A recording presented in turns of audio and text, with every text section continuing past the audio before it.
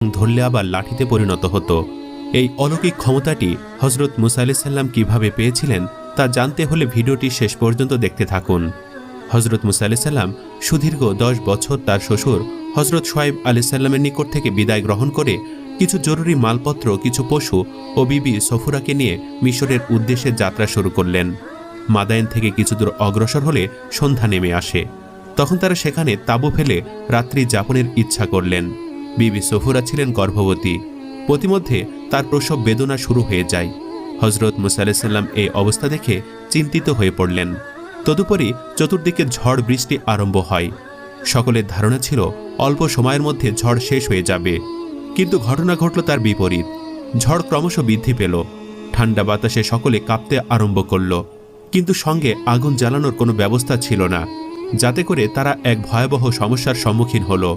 হযরত মুসা আলাইহিস সালাম এখন তাঁবুর